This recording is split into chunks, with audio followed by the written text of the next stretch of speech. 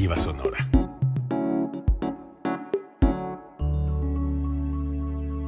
Código Libre.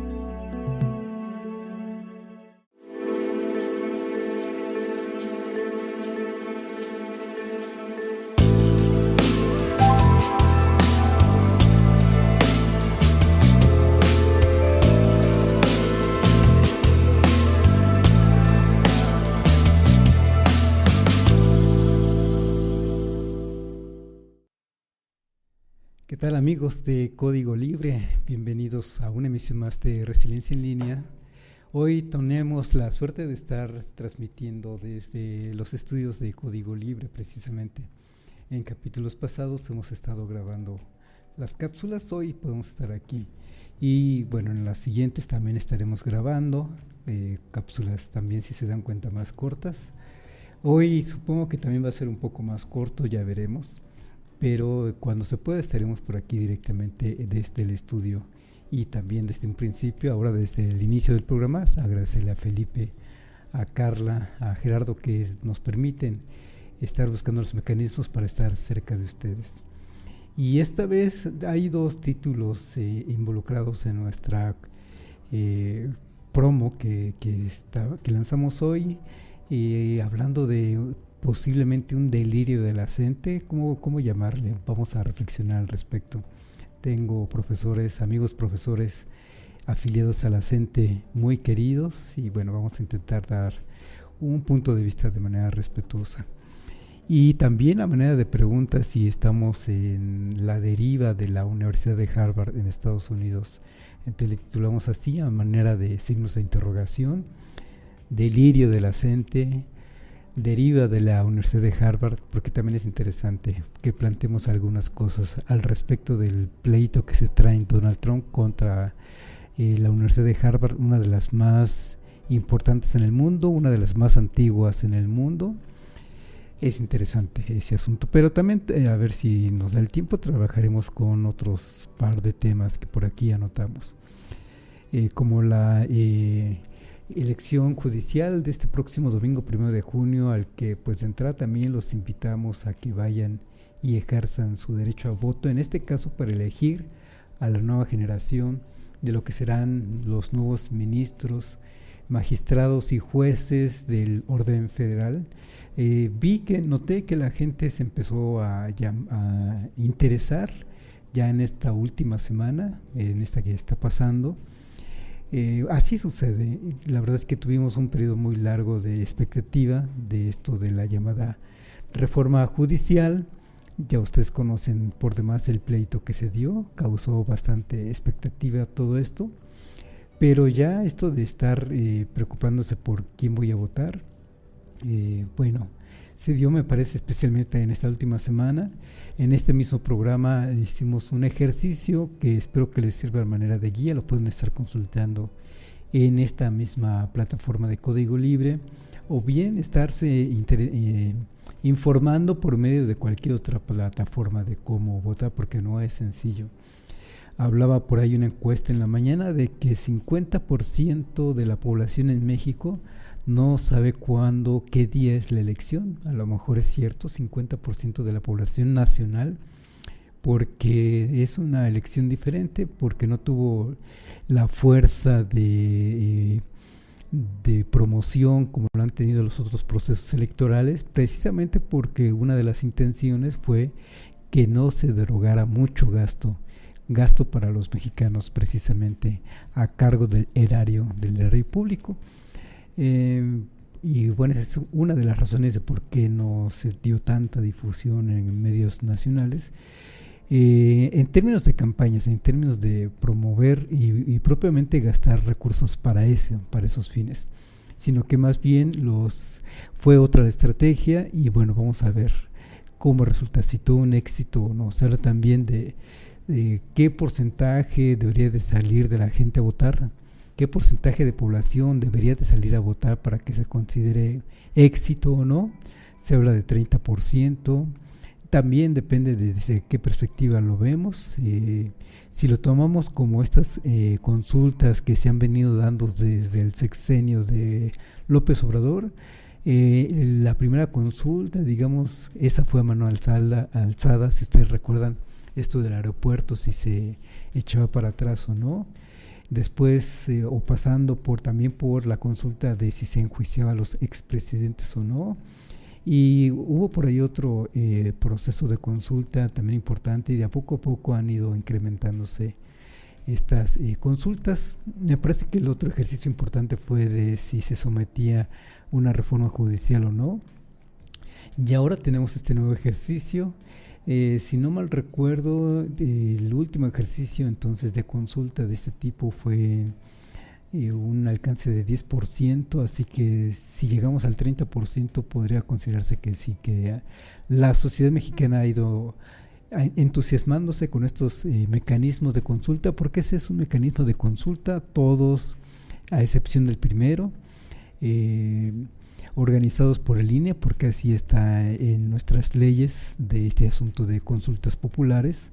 Este no sería la excepción, también organizado por el INE, y vaya que el INE tuvo y ha tenido un fuerte reto para estar echando adelante este proceso de consulta para el nuevo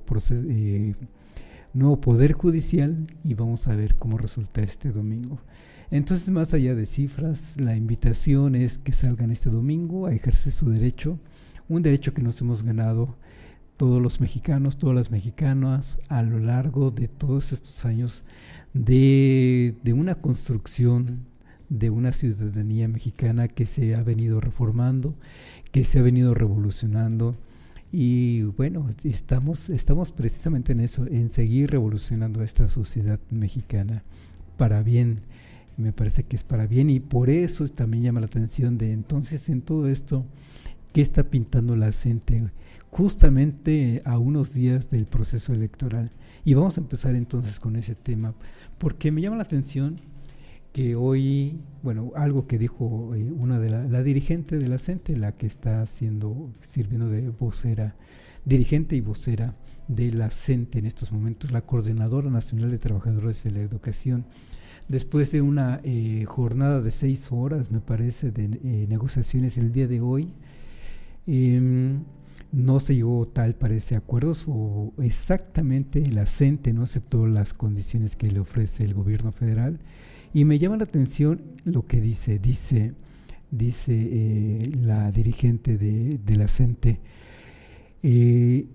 estos de Morena que se dicen parte de la Cuarta Transformación, y estamos en contra, dicen, hemos estado en contra del PRI, del PAN, y ahora estamos en contra de Morena. Bueno, más claro no puede quedar que están en contra precisamente de un partido, y que están en contra de un gobierno federal, y que están en contra de la posición de Claudia Sheinbaum. Es interesante, por un lado, que estén en contra precisamente de estas fuerzas de izquierda, y por otro lado, que lo que me llama la atención es que digan que esos que se dicen del lado de la Cuarta Transformación, entonces ya también nos queda la duda, ¿qué son la CENTE en estos momentos? ¿Son o se consideran parte de esa Cuarta Transformación? ¿Se sienten uno de los pilares de esa Cuarta Transformación? Y es una reflexión que también podemos estarnos preguntando y respondiendo nosotros como un ejercicio individual. A lo largo de lo que hemos visto de la CENTE, a lo largo de su historia de lucha combativa, han sido parte de una izquierda mexicana, sí, yo creo que definitivamente sí. Han sido parte de eso que se llama Cuarta Transformación a raíz del 2018, o a raíz de que López Obrador ganó las elecciones presidenciales en ese año 2018, y a partir de 2018 López Obrador convocó a una Cuarta Transformación, y así se denominó eso que estamos viviendo desde ese año hasta el día de hoy, una Cuarta Transformación. Claudia Sheinbaum ha hablado de un segundo piso de la Cuarta Transformación. Entonces Claudia Sheinbaum también se asume de esa Cuarta Transformación. Creo que no habría duda de parte de la izquierda mexicana, o quienes simpatizamos con la izquierda, de que efectivamente Claudia Sheinbaum es parte, y no solo parte, sino que es una de las líderes importantes de esa Cuarta Transformación, que le tocó heredar ese movimiento, que le toca encabezar ese movimiento llamada Cuarta Transformación. Y entonces la Coordinadora Nacional de Trabajadores para la Educación, la CENTE, que diga que esos que se dicen de la Cuarta Transformación, desconociendo precisamente al menos al partido de Morena como en estos momentos como parte de la Cuarta Transformación, entonces ¿de qué estamos hablando? De un conflicto por ese sello que se le denomina Cuarta Transformación. Entonces, ¿qué es eso de la Cuarta Transformación? En estos momentos podemos estarnos entrando en un debate de qué es Cuarta Transformación, qué es eso de Cuarta Transformación, quiénes son los líderes de esa Cuarta Transformación, o si realmente existe un único movimiento de Cuarta Transformación compuesto de qué entonces, compuesto de la presidencia de México, Claudia Sheinbaum. Yo diría que por supuesto que sí, compuesto por el partido de Morena y sus líderes, y esos líderes están ¿en dónde? Pues están en diferentes partes, están desde el propio gabinete de la presidenta y están en el Congreso, y esos líderes podríamos estar pensando directamente en nombres: Ricardo Monreal, que de repente pareciera que traiciona el movimiento, o está con Adán Augusto López dirigiendo el Senado de la República, y están esos dos personajes en estos momentos enfrascados también en unas circunstancias, digamos, que los llevan a debate público, no problemas de corrupción, me parece, al menos no es la denuncia, sino de conflictos de intereses que están intentando ahí establecer dentro de las filas del partido. Entonces, la Cuarta Transformación pareciera que es un movimiento construido a partir de varios pilares, o a partir de varios intereses, o a partir de qué es todo eso, esa manera de preguntar, ¿qué es eso de Cuarta Transformación entonces en estos momentos? Y la CENTE no hay duda de que sí es parte de un movimiento de izquierda en México, algo que dice hoy la dirigente de la CENTE, y me parece que es cierto.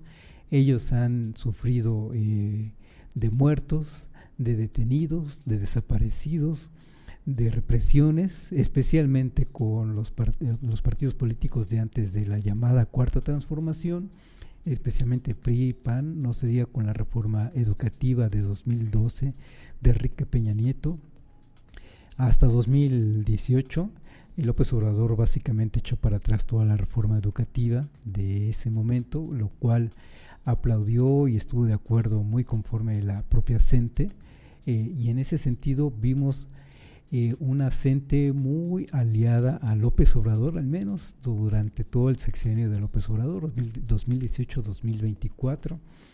Y ahora tenemos, ya con el gobierno de Claudia Sheinbaum, una CENTE que decidió, pues parece que decide romper con esa, pues no podemos decir Cuarta Transformación en general, pero quizás sí podemos decir esa Cuarta Transformación que representa la presidenta Claudia Sheinbaum, o con ese liderazgo que representa Claudia Sheinbaum, porque están directamente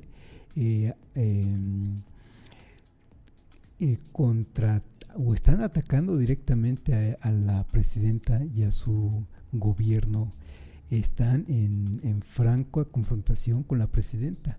Desde que tal parece que en la semana pasada se iban a reunir el día viernes, que estaba acordada esa reunión entre la presidenta y la CENTE, pero que la CENTE aún así decidió estar cerrando el aeropuerto, y bueno, otras cosas que se vieron tal parece, como ciertas agresiones a un periodista, por ejemplo, y muy combativos o muy agresivos que se vieron antes de la reunión con la presidenta, lo que llevó a la presidenta Claudia Sheinbaum a decir, pues entonces no hay reunión con la presidenta, es decir, no es que se pueda reducir en estos términos, pero es algo que buscaba la CENTE. No hay fotografía con la presidenta, no hay una fotografía simbólica que represente, que quería la CENTE al menos que representara ese poder de la CENTE sentando a negociaciones a la mismísima presidenta de la República.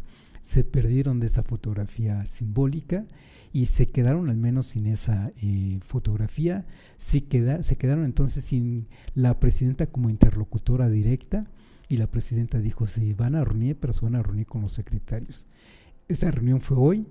Esa reunión nuevamente no hubo acuerdo y tenemos esos dichos entonces de la CENTE diciendo que esos que se dicen de la cuarta transformación, ¿qué está pasando? Están rompiendo con una cuarta transformación que ellos no reconocen. La presidenta, desde luego, fue elegida para dirigir esa llamada cuarta transformación.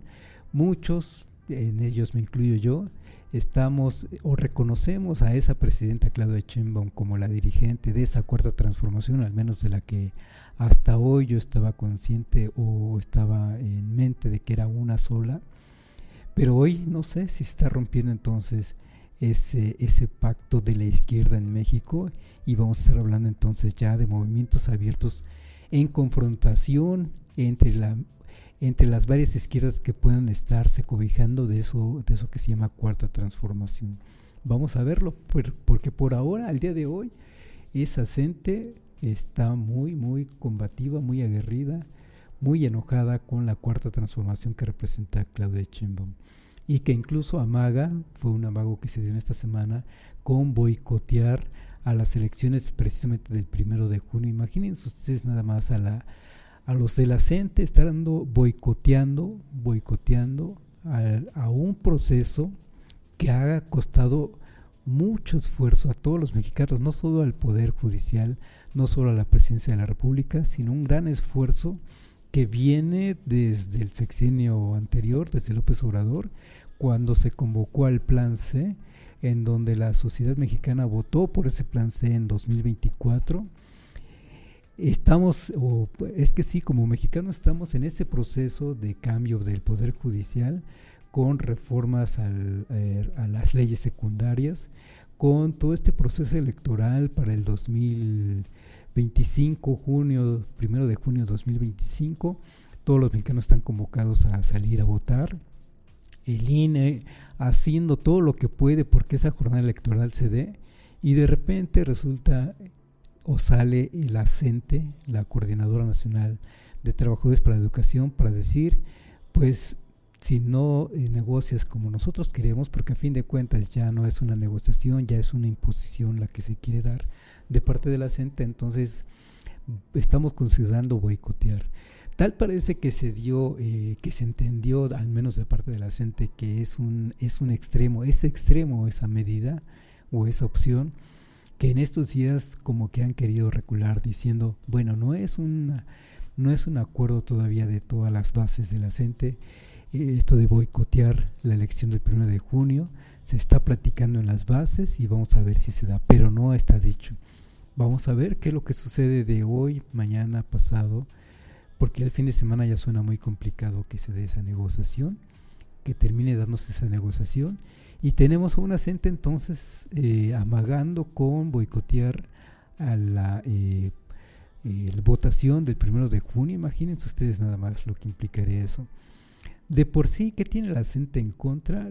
Lo que tiene la CENTE en contra es una gran popularidad que tiene la presidenta Claudia Sheinbaum, cada vez a más. Empezó en octubre, ustedes recordarán, lo platicamos en uno de los programas, que en octubre tiene una aceptación de 70%, un mes después de que había iniciado su gobierno. Ha ido subiendo, la última vez que platicamos de ello, quizás hace un mes, la tenía en 82%, ya muy alto, ya más alto que el propio López Obrador. Y al día de hoy, en esta semana, salió una nueva encuesta también del Financiero, si no me equivoco, diciendo que ya llegó a 83%, un puntito más, pero un punto más a fin de cuentas. Y no solo eso, sino que también incluso simpatizantes del PAN. En 70% de panistas aprueban la gestión de Claudia Sheinbaum. Entonces vaya persona que tenemos, vaya mujer que tenemos encabezando a la República Mexicana, vaya presidenta que tenemos encabezando, yo diría, la cuarta transformación, al menos la que muchos mexicanos tenemos conciencia de que la está encabezando. Y resulta que la CENTE está en contra ya de esa presidenta, encabezando a esa cuarta transformación, que ahora la CENTE dice, esa cuarta transformación no nos representa. Pueden ser palabras que se digan al calor del debate, al calor incluso de la frustración, porque al día de hoy no logran lo que quieren.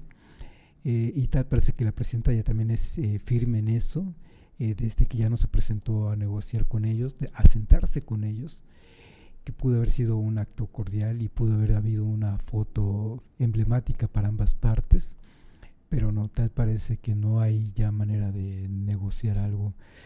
No, de negociar algo que además, o negociar la totalidad del pliego petitorio que tal parece que quiere la gente, tal parece que es lo que quiere, una rendición total de la presidencia de la República, y creo que eso no va a ser posible. Y entonces creo que en ese sentido la gente se está equivocando, con todo el cariño que le tengo a mis amigos que están en ese movimiento, que son profesores afiliados a la CENTE, a la Coordinadora Nacional. Creo que se han equivocado de enemigo, el enemigo no está ahí. Creo que se han equivocado en amagar con esto de boicotear el 1 de junio, que se han equivocado con un personaje como la presidenta Claudia Sheinbaum, de enfrentarla a ella cuando tiene todo ese nivel de popularidad, porque podemos, bueno, en esto tengo que hablar a título personal, puedo entender que sus luchas en contra de los gobiernos de antes de López Obrador, del PRI, especialmente con la reforma educativa de Peña Nieto de 2012, y con ello la lucha que dieron en contra de Peña Nieto entre 2012 y 2018, que sí costó vidas, sí costó muertes. Recordemos la noche de Nochistlán, la tarde de Nochistlán, donde sí hubo muertos, precisamente porque se reprimió a profesores de Oaxaca, por ejemplo, y otros lugares, que también en Michoacán también fue un estado que se reprimió de parte muy fuerte de parte del gobernador, entonces gobernador Silvano Aureoles. Hay que reconocerle a este movimiento de la gente que sí ha estado muy combativo en contra de unos gobiernos indolentes, pero los mexicanos, simpatizantes de la Cuarta Transformación, simpatizantes de la izquierda, e incluso según estas encuestas, mexicanos que son simpatizantes de partidos como el PAN, también están de acuerdo con la presidenta. Entonces no tienen una base, tienen desde luego la CENTE su base social, que es la base dura, que son los propios militantes de la CENTE, pero a diferencia de años anteriores, donde podían contar con la simpatía de la sociedad mexicana, al menos de la izquierda mexicana, ahora tal parece que no la van a tener, así que de verdad que deberían de considerarlo. No todos los mexicanos le van a dar base social a ese movimiento, y más bien me parece que en estos momentos se están viendo como que muy tercos en su pliego petitorio, porque además también déjenme comentarles, el día 15 de mayo, el día del maestro, precisamente Claudia Sheinbaum anunció un incremento salarial para ellos del 9%, y que además a partir de septiembre iba a ser de 10%, que son de los incrementos salariales más altos para los trabajadores, al menos de trabajadores del Estado, a cargo del Estado, que dígase los organismos como el IMSS, el ISSSTE, que están justamente en estos momentos como parte del debate. Ahorita comentaremos por qué. Pero también los centros públicos de investigación, como el Colegio de Michoacán, por ejemplo. La misma UNAM, la UNAM es el referente nacional para todas las instituciones de educación, que están como cada año demandando incrementos salariales. La UNAM está alcanzando cada año, en los últimos años, un 4%, y no ha pasado de ese 4%. En este año fue también de 4%. En consecuencia, el resto de instituciones públicas de educación han alcanzado ese 4%. Y déjenme decirles a ustedes, a propósito de esto, que estamos, porque yo soy parte de ese sistema educativo, o parte de esas instituciones que no han alcanzado más del 4% de incremento salarial, que estamos por debajo, hemos estado por debajo por muchos años, o varios años, yo diría que sí, muchos años, por debajo del nivel de inflación. Es decir, nuestros incrementos salariales están por debajo del nivel de inflación, y con ello ya llevamos años donde nuestro poder adquisitivo se ha ido deteriorando. Y déjenme decirles también que, al menos también a título personal, estoy conforme con ello porque hemos visto que se ajustan en todos los ámbitos del orden de los funcionarios públicos. Se están tratando de ajustar los cinturones, digamos, como se dice, estar apretándose el cinturón con tal de que funcione este proyecto que le denominamos Cuarta Transformación. Y resulta que a los miembros de la CENTE se les da un incremento de 9%, que en septiembre va a estar a subir a 10%. Me parece que es algo muy sustancial, que está más del doble de lo que hemos recibido otros trabajadores públicos, digamos. Entonces, por ese lado, y por el otro lado, otros beneficios que se le han dado a la CENTE, que la verdad es que no se entiende. Lo que he escuchado yo de parte de otras personas es que no se entiende entonces qué están exigiendo a la CENTE. A la CENTE no le tiene que importar si lo entendemos o no, si entendemos o no su movimiento o no. Ellos están en lo suyo, y ahora lo último que están pidiendo, y es la manzana de la discordia entre ellos y el gobierno federal, es que están pidiendo que se derogue las pensiones o la ley de pensiones de 2007, la que se dio en 2007 con Felipe Calderón. Se puede entender, fue muy injusto y está siendo muy injusto para todos los trabajadores, esto ya a nivel nacional. Ustedes conocen muy bien todo este asunto del sistema de pensiones, pero desde la reforma, desde el 97, en donde en lo general ya no es con base en tu pensión, ya no va a ser con base en el último trabajo, en el último salario que tenías, sino que ahora es un sistema individualizado, de ahorro individualizado, en donde te pensionas en función de lo que ahorres en tu Afore. Y entonces desde ahora se le dice a la gente, bueno, desde el 97, y especialmente a los jóvenes de hoy en día, se les fomenta que ahorren para su retiro, porque va a ser así, es así en función de lo que ahorres para ese fondo. Tal parece que a los trabajadores de la CENTE se les aplicó esa reforma, pero a partir de 2007, con esta ley de pensiones del ISSSTE, porque son pensionados del ISSSTE, y también entraron en este esquema de ahorro individualizado, y quieren que se derogue. Yo diría, sí, todos los mexicanos quisiéramos ver eso, pero todos los mexicanos, la verdad es que ahora estamos en ese sistema. Y bueno, es justamente lo que están demandando la CENTE. ¿Lo van a lograr? Bueno, no podemos oponernos a que logren victorias laborales como esa, que se derogara ese sistema. La cosa o el problema es que entonces, si ellos lo piden y se lo dan, es que el resto de trabajadores en el país también lo van a querer. Yo por supuesto que también lo quisiera, que se me pensione, que se me jubile en función de mi último salario que tengo en estos momentos, y no en función de lo que haya ahorrado en una Afore. Esto se puede entender o no se puede entender, porque ahora van a estar escuchando a los trabajadores, o han estado diciendo, especialmente en esta última semana, me parece, de que están en contra, y también lo dijeron hoy mismo, que este gobierno federal está con su actitud, está apoyando a las Afores, y las Afores que sin poner un peso, están diciendo, sin poner un peso del dinero de los trabajadores, están beneficiando.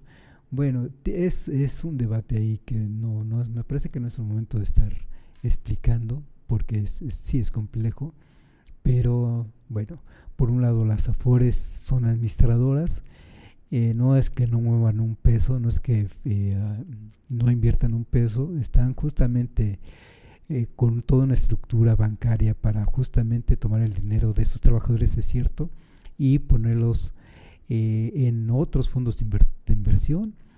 Funcionan como intermediarios, pero vamos, esa tarea de funcionar como intermediarios pues implica un mínimo de personas empleadas para que hagan esas funciones, un mínimo de conocimiento, en este caso muy especializado en el sistema financiero, para estar buscando en qué fondos de ahorro van a colocar el dinero de esos trabajadores, para que esos trabajadores vean incrementado su beneficio, o vean a fin de cuentas un beneficio por estar a fin de cuentas manejando su dinero. Vamos, no es que no manejen, no es que no pongan un peso tampoco, pero bueno, no vamos a entrar en ese punto porque sí es complejo, pero En términos de agenda política, me llama la atención eso que estamos comentando. Tenemos entonces a una CENTE que no quiere ceder, tenemos a un gobierno federal encabezado por Claudia Sheinbaum que tampoco quiere ceder en estos momentos, y me parece que ahora ya es una posición política de ambas partes de por qué vamos a ceder a tu chantaje, diría la presidenta, y una CENTE que endurece su discurso y desconoce, en los hechos está desconociendo entonces a la presidenta como parte de ese movimiento llamado Cuarta Transformación, o al menos la Cuarta Transformación que inició, que fundó el presidente López Obrador. Quizá con ello también este movimiento de la CENTE diga, bueno, el problema no es con esa Cuarta Transformación que fundó López Obrador, pero sí con la Cuarta Transformación que está encabezando Claudia Sheinbaum. Justamente también en un momento de gran crisis, un momento de mucha tensión, porque Claudia Sheinbaum está enfrentando todos los días los embates que vienen desde Estados Unidos, esa latente intención de estar interviniendo militarmente de Estados Unidos en México. No quiere decir que una intervención, una invasión directa, sino una intervención muy puntual, porque a Estados Unidos le interesa estarse tomando la foto con sus intervenciones a través de la DEA para el combate, en este caso supuesto combate a los narcotraficantes, que ya lo comentamos en la semana pasada.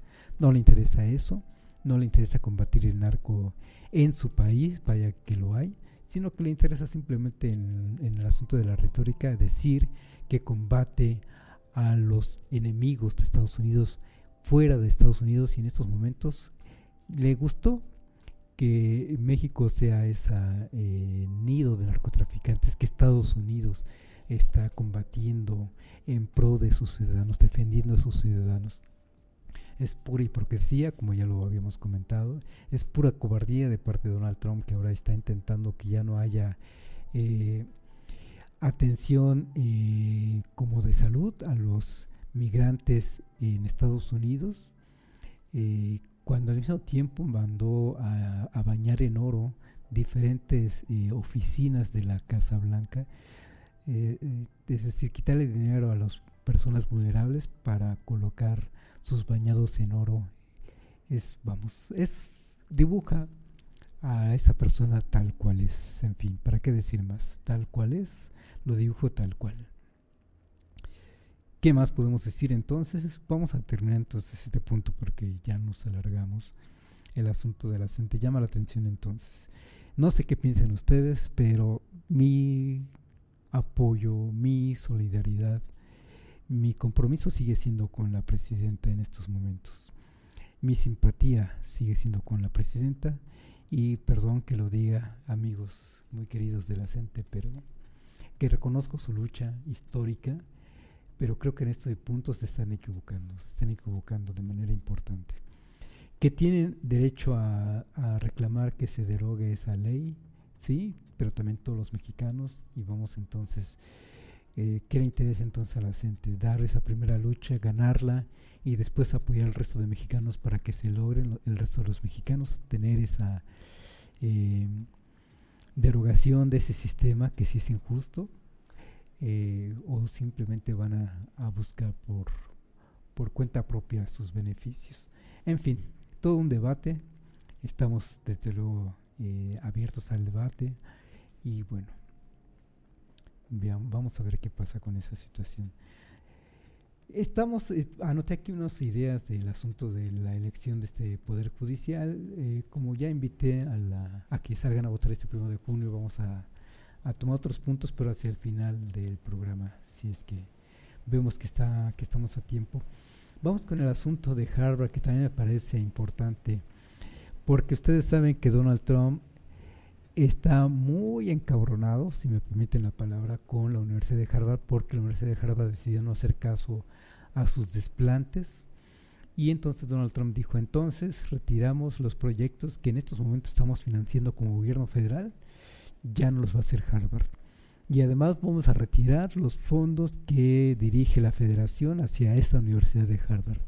Y en estos últimos días también lanzó la orden de que la Universidad de Harvard ya no puede estar recibiendo a más estudiantes extranjeros, y que además estudiantes extranjeros que en estos momentos estudian en Harvard los tienen que estar canalizando hacia otras universidades. Es puro capricho, ¿no? O sea, como suena, es puro capricho de un tipo que se siente por encima de quien sea. Y bueno, desde luego la Universidad de Harvard, con todo el prestigio que tiene y con todo el poder que tiene, de ahí salen, y llevaban cuentas ahí, porque no faltan las estadísticas, 30 premios o más de 30 premios Nobel que ha dado la Universidad de Harvard, varias líderes nacionales y en Estados Unidos, y decir líderes nacionales de Estados Unidos se convierten en líderes internacionales de Estados Unidos, que también ha dado esa universidad, y varios abogados de peso que da esa universidad. Vaya que va a saber defenderse.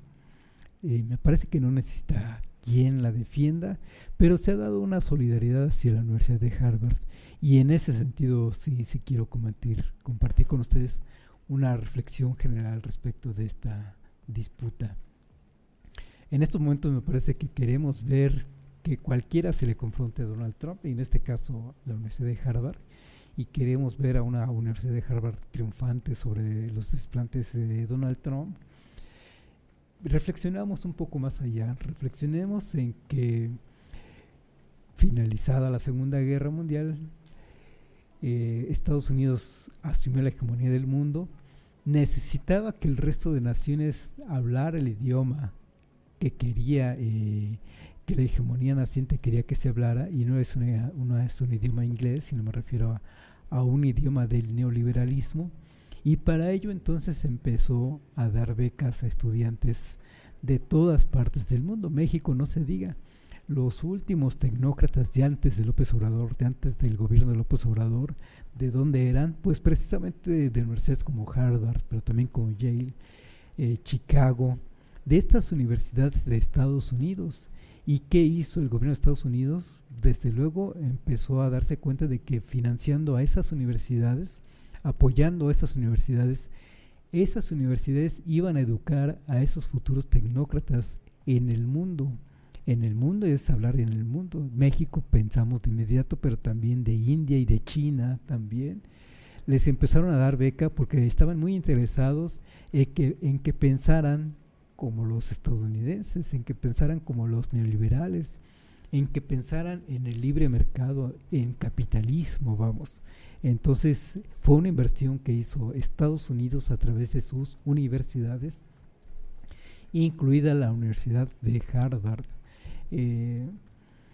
Y se fueron estos estudiantes egresados, y se fueron no solo a ser profesores en sus países de origen, sino a ocupar puestos importantes de liderazgo, como sucedió en México, a hacerse cargo de la misma presidencia de la República en México. Pensemos en Carlos Salinas de Gortari, de donde egresó, pues precisamente de la Universidad de Harvard. El mismísimo Ricardo Sheffield, ahora en la Cuarta Transformación, en donde estudió en Harvard, y así podremos tener una lista muy larga de estudiantes de Harvard que vienen a estos países periféricos y piensan desde luego como aquellas naciones, y qué aspiraciones tienen a que países como México sean países como Estados Unidos, a que las democracias de México sean democracias como la de Estados Unidos.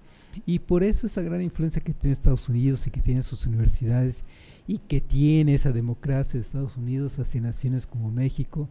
Todavía en estos días estamos escuchando a varios comentaristas nacionales, se me vienen nombres a la mente. Leo Zuckerman, por ejemplo, uno de ellos, muy férreo defensor del neoliberalismo, diciendo que la democracia estadounidense ha sido el claro ejemplo, el ejemplo más acabado en cuanto a ejemplos en el mundo.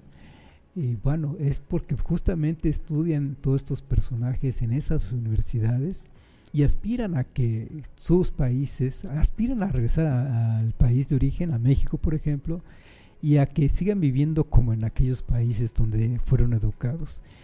Llegan a países periféricos, pero queriendo vivir como esos países desarrollados. Y entonces aspiran a ello y vienen y efectivamente, como se ha visto en la historia del mundo, vienen y efectivamente al menos transforman la mentalidad de los cuadros de gobierno federales. Y así se hizo hasta antes del gobierno de López Obrador. En ese sentido tiene razón López Obrador cuando dijo hasta aquí se acaba la época neoliberal, que podemos pensar que la mismísima Claudia Sheinbaum en estos momentos tiene prácticas neoliberales, pero al menos como ese neoliberalismo que vendía esos gobiernos federales educados en esas universidades sí se acabó, porque ahora estoy de acuerdo con esa impresión que tiene la presidenta Claudia Sheinbaum, que sí sigue siendo predominante el sistema capitalista en México, pero es un capitalismo que intenta tener un rostro más humano, más humanista, en donde ustedes escuchan a la presidenta decir primero los pobres.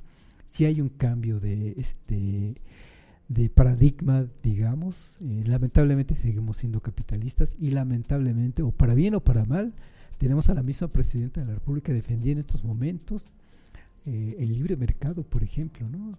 Sigue defendiendo el Tratado de Libre Comercio que tiene con Estados Unidos, y muy preocupada y muy ocupada todos los días porque así sea para beneficio de los mexicanos. Es al menos así como se piensa de la administración de Claudia Sheinbaum. Yo, entendiendo toda esa lógica que estoy comentando, lo entiendo y estoy de acuerdo con ello, que hay un cambio de paradigma, que por ahora es lo que se puede hacer. Y vamos, estoy de acuerdo con este nuevo gobierno que sigue siendo a fin de cuentas neoliberal y sigue siendo capitalista. Pero ya volviendo al asunto de la comparación de Donald Trump y la Universidad de Harvard, pues Donald Trump nuevamente cruza una línea que no debe de cruzar, está cruzando porque ve que puede, de estar instigando a una de las instituciones que le ha ayudado a Estados Unidos a transformar la mentalidad de muchos líderes en el mundo. Está entrometiéndose con la vida institucional de una universidad que ha apoyado a Estados Unidos a que el resto del mundo piense neoliberalmente y que piense capitalistamente, digamos, ¿no?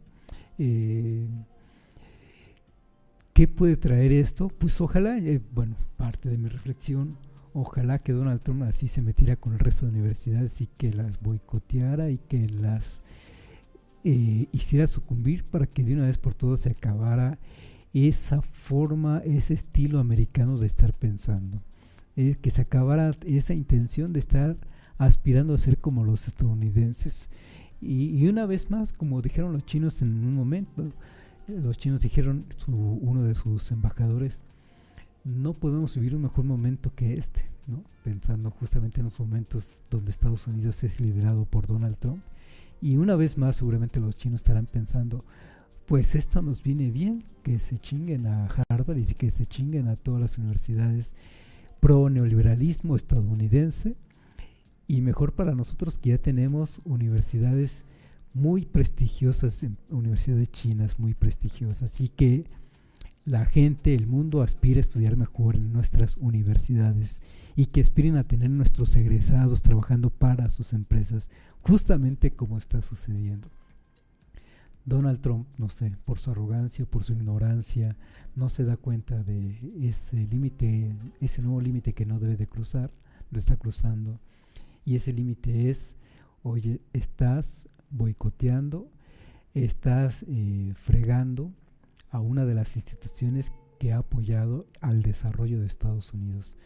Bien para Estados Unidos, mal para el resto del mundo, pero Harvard, la Universidad de Harvard, ha apoyado a construir ese imaginario estadounidense, a construir ese imaginario en el mundo de una democracia como la de Estados Unidos. Me voy a alegrar, vamos, así como les pregunté en algún momento, ¿de veras nos vamos a alegrar? ¿Nos vamos a lamentar? Fue lo que comenté más bien. ¿De veras nos vamos a lamentar porque termine la hegemonía de Estados Unidos? Y ahora me pregunto, ¿de veras nos vamos a lamentar porque Estados Unidos vaya o siga haciendo trizas a sus propias instituciones, pues por mí que se las lleve entre las patas.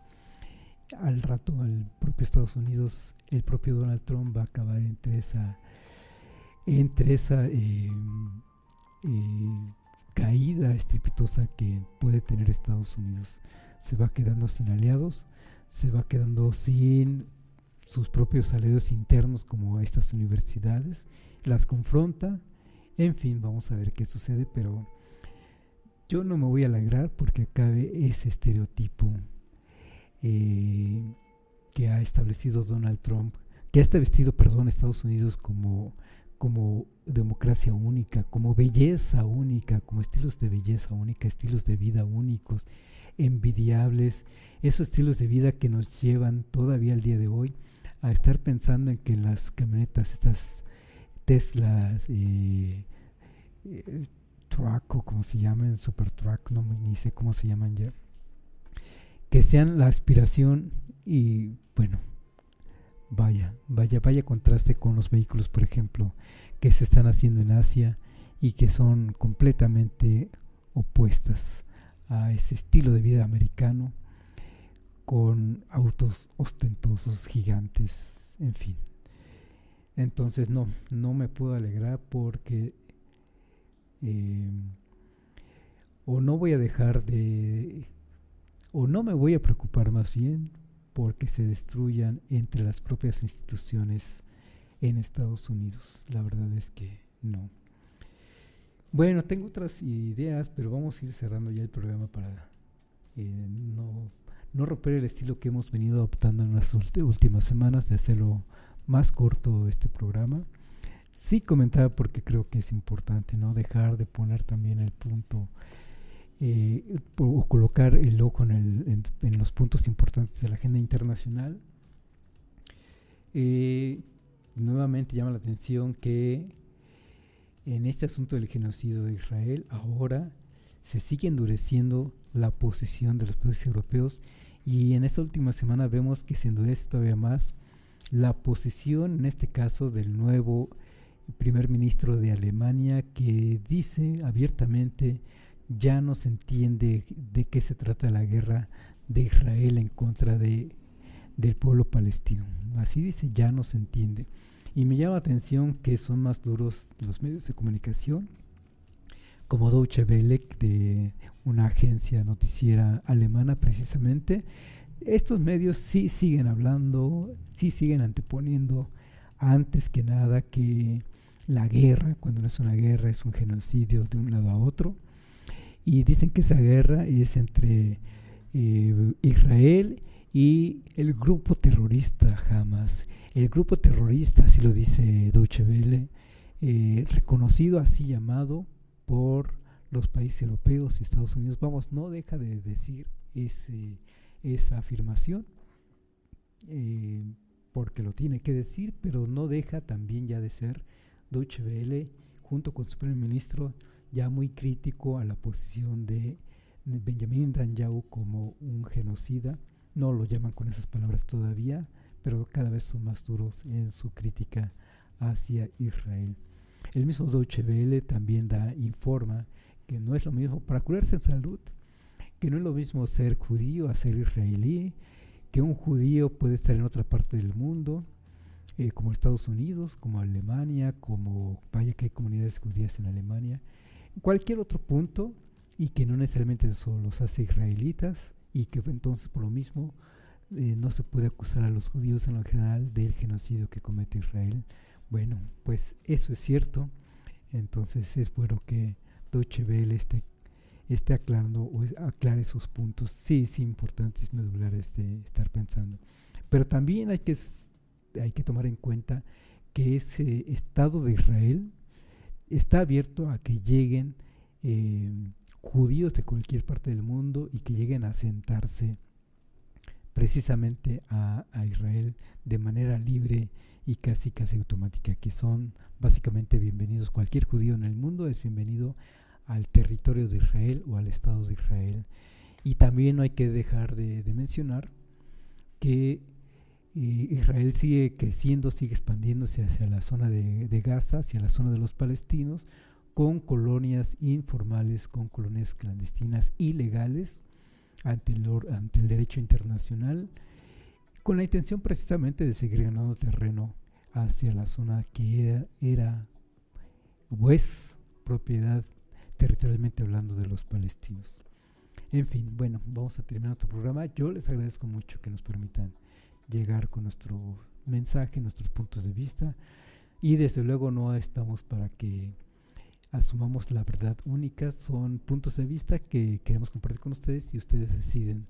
A fin de cuentas toman la última palabra, pero esto es precisamente abrir un debate, un sano debate entre todos, en comunidad, y que construyamos, eso sí, a fin de cuentas construyamos nuestros propios criterios, nuestros propios juicios, y que en consecuencia tomemos nuestras propias resoluciones. Y yo los invito a que parte de esas resoluciones sea que salgan a votar este próximo 1 de junio por los nuevos ministros, jueces, magistrados. Si pueden, echen un ojito a un capítulo que hicimos hace un par de semanas, en donde hacemos un ejercicio de cómo votar para tratar de aclarar este asunto de cómo vamos a llegar a la casilla a votar. Y bueno, sin más, nos despedimos. Gracias a Felipe, a Carla, a Gerardo, porque nos permiten llegar desde Código Libre. Nos vemos la próxima.